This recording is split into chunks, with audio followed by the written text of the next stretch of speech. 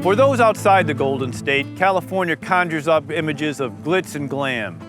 Hollywood, Beverly Hills, Silicon Valley. Yet the state has the highest poverty rate in the nation, and the chasm between the ultra-rich and the poverty-stricken continues to widen. How is it that a state with ongoing economic growth, pockets of vast wealth, and one of the nation's largest social safety nets can still leave so many of its residents behind? It was to answer this question that the Cato Institute launched the Project on Poverty and Inequality in California in the spring of 2019.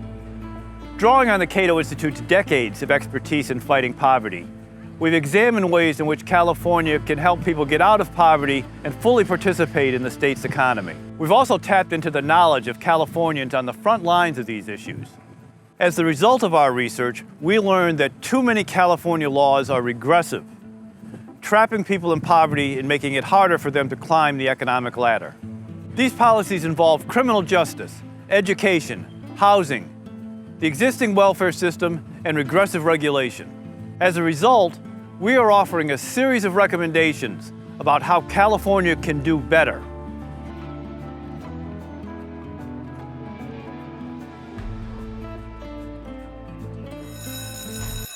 To really reform education in California, we must increase competition and give parents more control and options. What would schools look like if we ran schools for children and not for adults? Simply, education is the civil rights issue of our times. And you could talk about it or you could do something about it. So our school is 100% free and reduced lunch. And so we spend every day, every hour, making sure that our kids have the best of the best.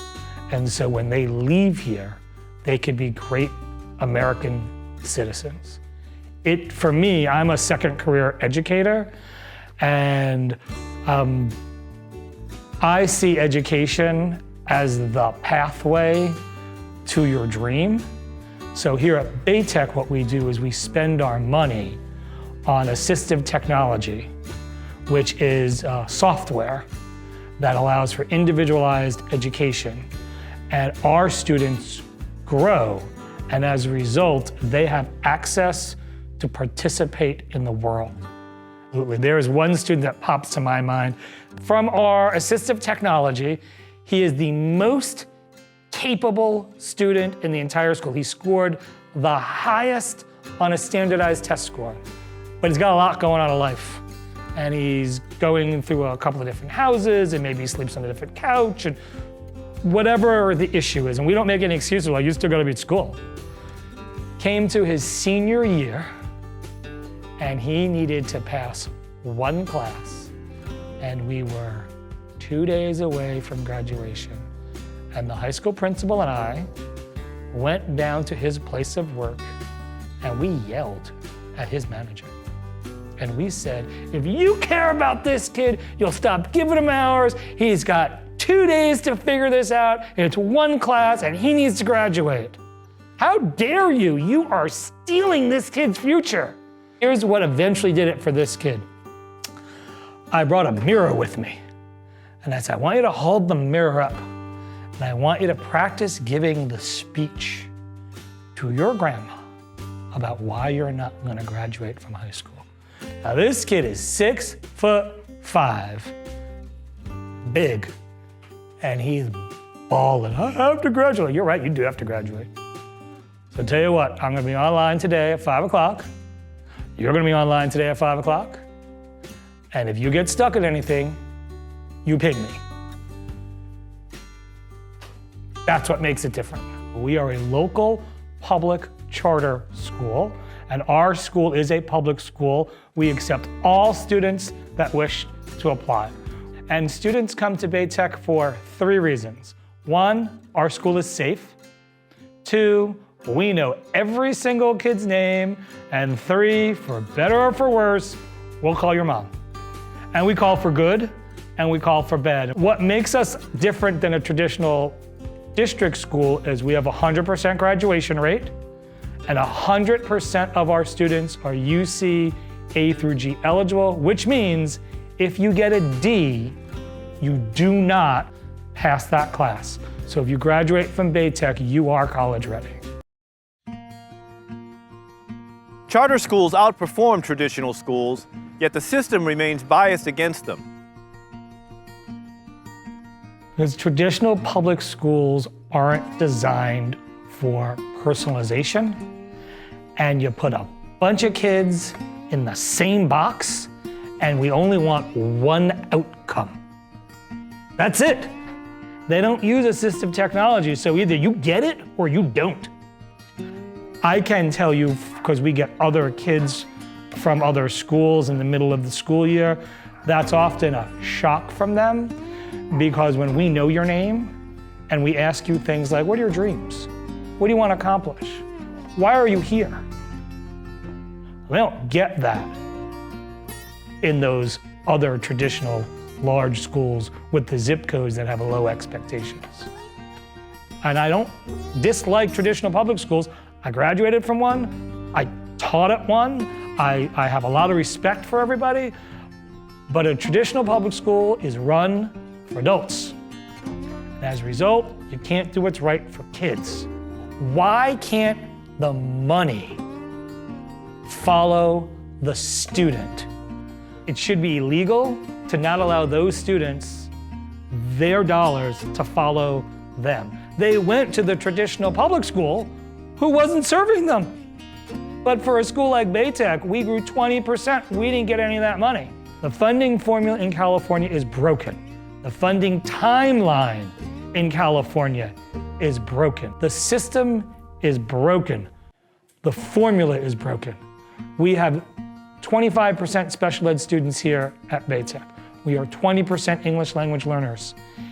We do a great job, because of through assistive technology, of redesignating our English language learners. And part of me would tell you that traditional systems do not redesignate English language learners because they can't afford to. We do it because it's the right thing, but then they take our money away. What would happen if somebody sued the state of California for their inequitable policies around English language learners and the fact that students are placed into ELD classes based solely on their national origin and often not given college preparatory classes because they have to be in these ELD classes? If the student funding followed the student as opposed to just the goes to the school no matter what you would see is three things. One, you'd see massive amounts of innovation. The second thing that you would see is you would see schools have competition.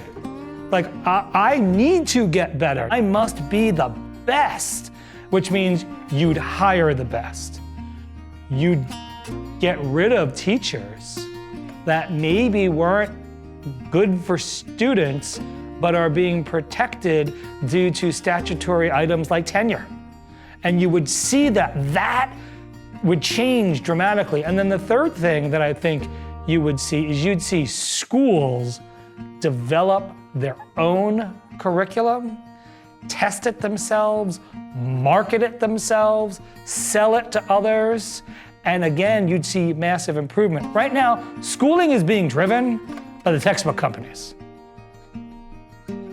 A quality education is key to getting out of poverty, but California students underperform by almost every measure.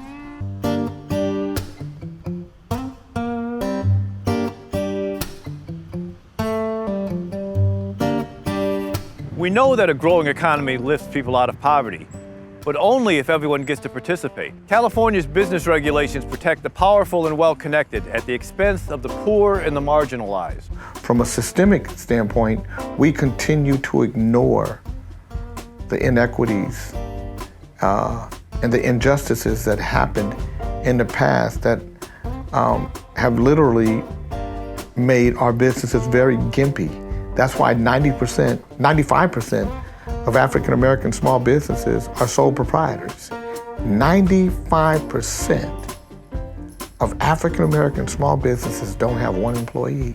And if California wants to change that number, then they need to work in concert with folk like me and organizations like mine to figure out how we fix that and how we make it more accessible for small businesses, African Americans in particular, brown and marginalized businesses in particular, to operate. You know, if we're going to be honest, a lot of black organizations that are in place to help small business people aren't, they don't have the capacity, they're not fully funded, they don't have the expertise, and so as a small business person, the entities that are in place to help me aren't functional enough. And so now I walk to a city or a municipality or state agency unequipped, without proper guidance, without proper resources. I think if you're going to run our government and if you're going to run our system, I think you have to bypass all of the middle people and get right down to the nitty-gritty of the community. Go talk to communities. Because what you'll find out is there's some really interesting, smart, ready-to-work people that aren't looking for money. They're just looking for a better community. And they're looking for a better opportunity. But they're disenchanted because they don't believe anything is going to happen, because up to this point, nothing good has happened. And that's why you see America crumbling. That's why you see homelessness everywhere. That's why I don't care what city you go to. I don't care how big or small, you're going to see homeless people. COVID-19 decimated African-American small businesses because they were already crippled. They say 40% of African-American businesses won't exist once this whole thing is done. I believe it probably is closer to 60%.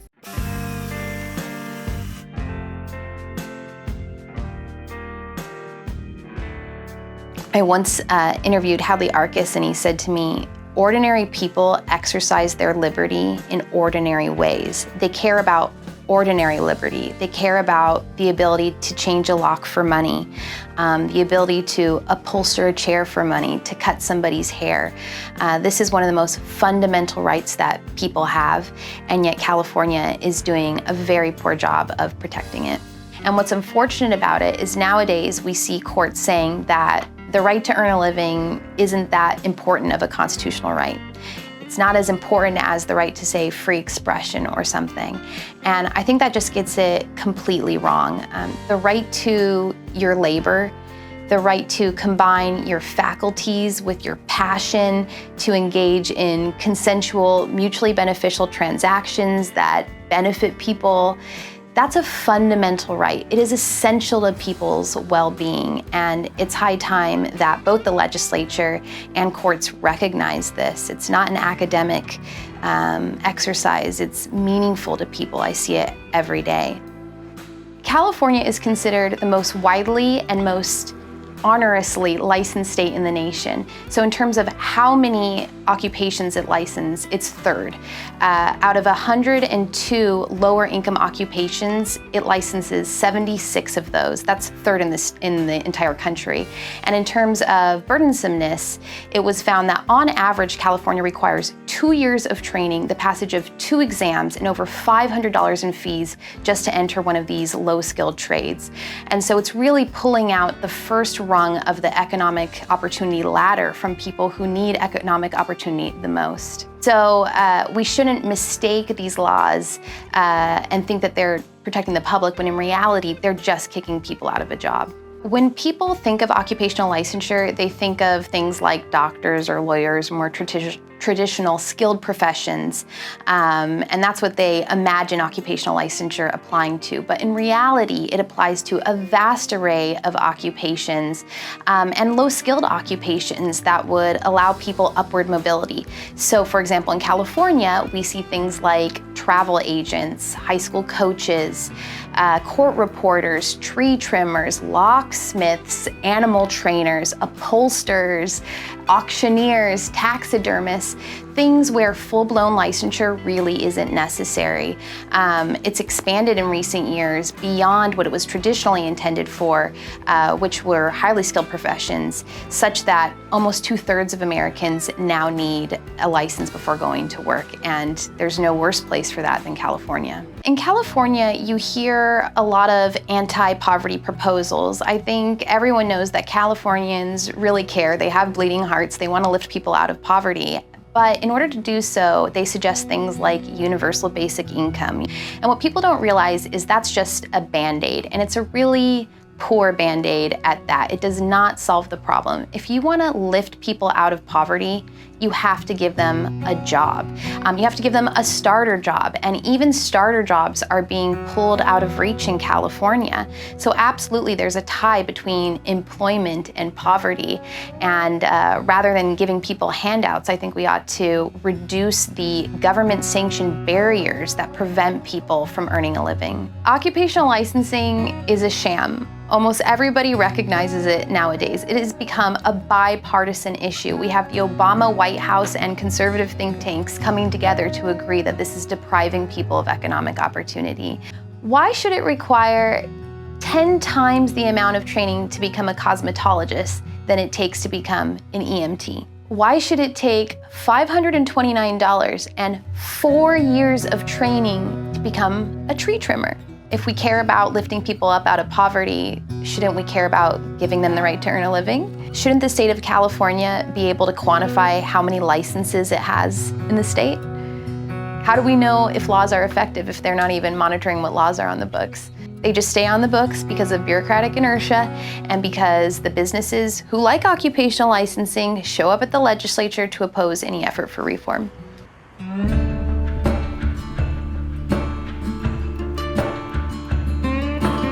Most people don't think of criminal justice reform as an anti-poverty issue.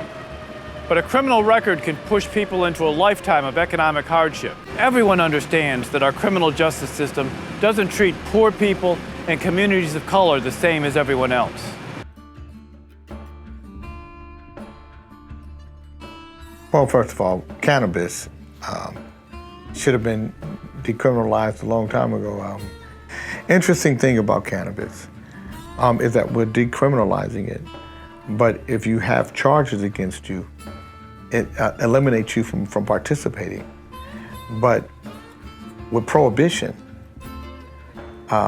when alcohol was illegal and it became legal, all of the illegal booze makers were able to just become legal booze makers, but they were white men. All of the illegal cannabis growers were excluded from participating in the cannabis business. So decriminalizing cannabis is one issue. The next issue is taking away all convictions against anybody who was convicted of any type of cannabis crime. So while I think it should be decriminalized, I think we also have to figure out how men and women who were negatively impacted by it, how to take that criminal jacket off of them and let them participate in the spoils. Any barrier to entry is naturally going to be felt harder by people with fewer resources or means or skills. That's because they simply don't have the money, the time, and the connections to overcome barriers to entry.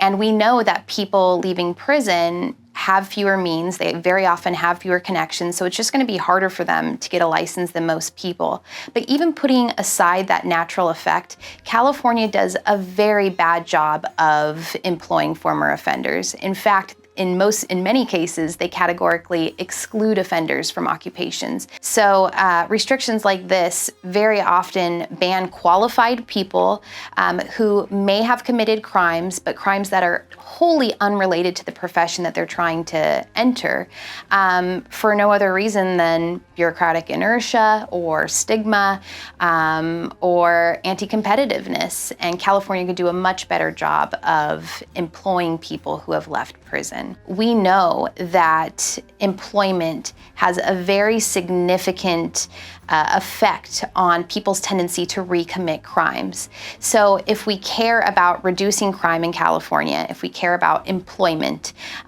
we have to get rid of these barriers to earning a living.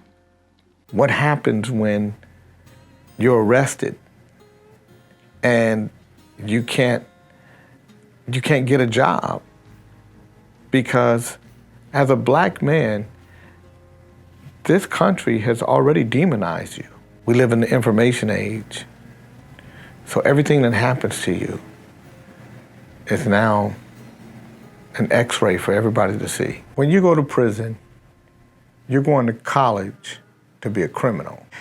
Our justice system has no justice within those walls. You gotta realize that there's no real safety there. Nobody's there to help make those folk better, it's not a correctional facility, it's a punishment. So we don't give guys the opportunity to want to correct. California has made substantial progress on criminal justice reform, but there is much more to fix.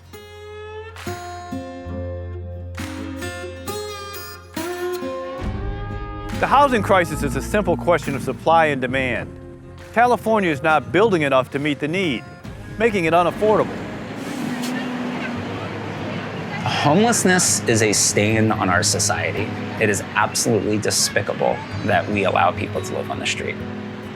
My name is Corey Smith. I am the Deputy Director of the Housing Action Coalition. San Francisco has the honor of being the most expensive place to build housing in the country. There are a number of factors that lead to that. Land costs are significant. There is a limited amount of land in San Francisco. It is a 7-mile by 7-mile city surrounded by water on 3 sides. We can't create more land. Building housing is a really good thing for a number of reasons, and the 3 that I can think about is it's good for people. It's really good for communities and allows communities to continue to live and thrive in the place that they are. It's critical for the environment. Building dense urban infill housing is one of the most effective ways that we can curb greenhouse gas emissions. And it's really good for the economy. It's good for the jobs in the short term because there are people out there swinging hammers and pouring concrete to actually build these homes. And then the way that most housing is built in cities, we really utilize that ground floor space for small businesses, restaurants, or other nonprofit office space. And so there's so many benefits that just not only create housing for people, but really carry over to the rest of society. San Francisco and the Bay Area as a whole has always prided itself on trying to be a place that accepted people of all colors, all creeds, all shapes, all sizes. And what has unfortunately happened because of our restrictive housing policies and inability to build housing, we've lost a lot of that racial diversity, the socioeconomic diversity, and the cultural diversity that makes San Francisco a fantastic place to live.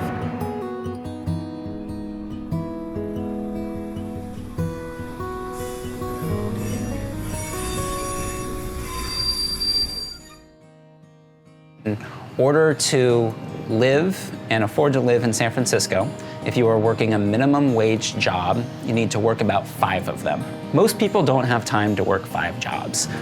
There are San Francisco teachers, people who we entrust, who spend their blood, sweat, and tears educating our young people, but we don't provide a high quality place for them to live.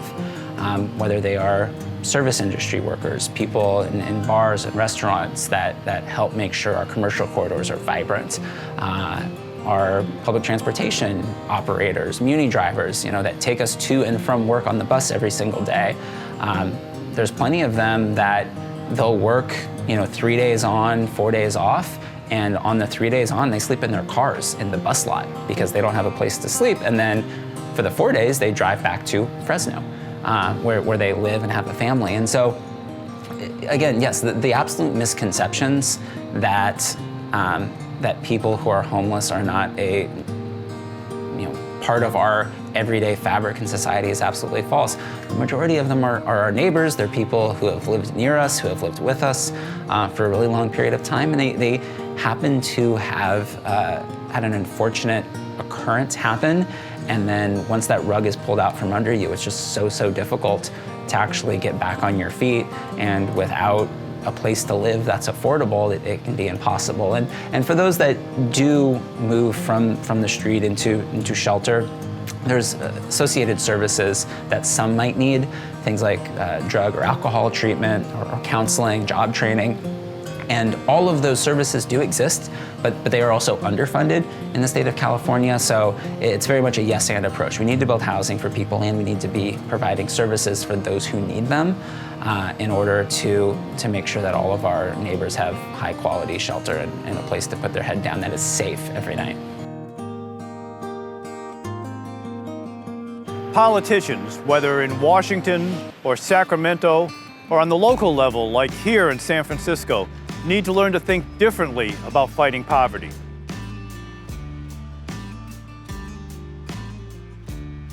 California is a state with so much promise, but it's too often unrealized promise.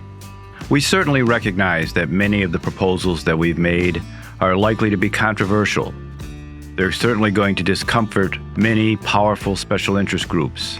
But we also know it's time to start an important conversation, one that goes beyond traditional solutions to poverty and looks at new ideas that can help the poor rise as far as their talents will take them. We should recognize that in the end, this is about people and about their progress and about their ability to thrive.